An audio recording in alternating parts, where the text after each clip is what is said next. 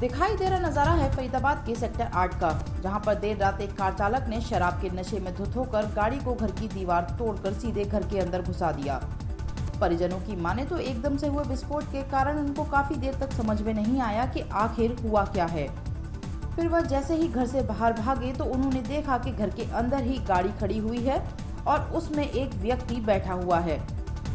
परिजनों की माने तो उनको लॉकडाउन के दौरान अपनी जान बचाने के लिए घरों में बैठे हैं, लेकिन वहां पर भी वह लोग सुरक्षित नहीं हैं। आखिर पुलिस क्या कर रही थी? गाड़ी की रफ्तार इतनी तेज थी कि घर के अंदर रखा हुआ लाखों रुपए का सामान बर्बाद हो गया। गनीमत रही कि उनकी जान बच गई, यह भगवान का शुक्र है।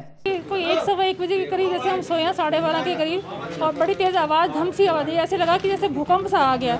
हम लोग इतना डर गए, इतना सहम गए थे हम लोग कि उठ के भागे कि कहाँ जाएं। फटाफट बाहर निकलने के लिए भागे हैं तो फिर पता लगा कि ये गाड़ी हमारे पीछे बरामदे में आके खड़ी है काफ़ी बुरी तरह से, और काफ़ी शीशे टूट गए हैं हमारे।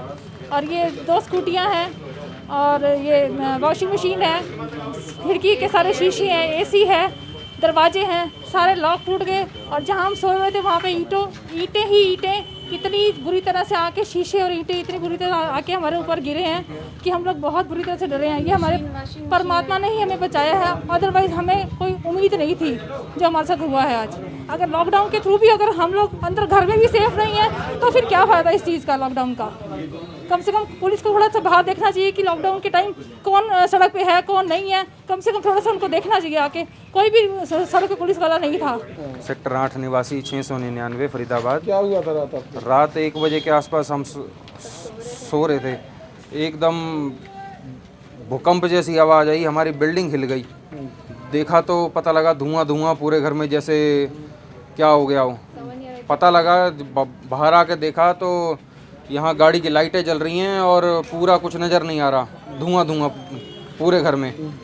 हमारा दरवाजे खिड़की टूट के हमारे ऊपर ईंटें आके पड़ी हैं, बेड पे सो रहे थे। और यहाँ देखा तो बंदा आराम से बैठा है गाड़ी में और बेहोश।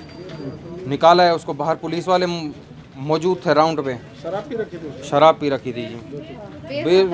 उसे बात ही नहीं करी जा रही थी। यहाँ हमारी स्कूटी बाइक खड़ी थी तो उनके बचाव से हमारे पास अंदर नुकसान नहीं पहुँचा। हम यहाँ आपसे बात कर रहा हूँ तो सही खड़ा हूँ। अगर ये सामान ना होता यहाँ पर बाहर तो गाड़ी तो कमरे में बेड के ऊपर चढ़ा देता। मतलब उसने मारने की हमें कोई कसर नहीं छोड़ी थी। कितना नुकसान हुआ होगा? नुकसान तो काफ़ी हो गया है जी, अब पता लगेगा कितना नुकसान हुआ है। यहाँ पर लॉकडाउन से पहले हमारे बाबूजी एक्सपायर हुए 13 मार्च को, तो उसके कारण दुकान हमारा काम तो बंद ही था 15 दिन।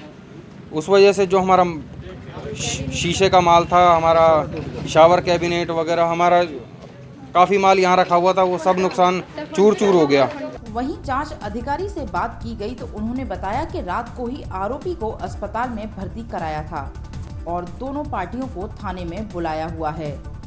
जैसी भी शिकायत आएगी उसी के आधार पर कार्रवाई की जाएगी।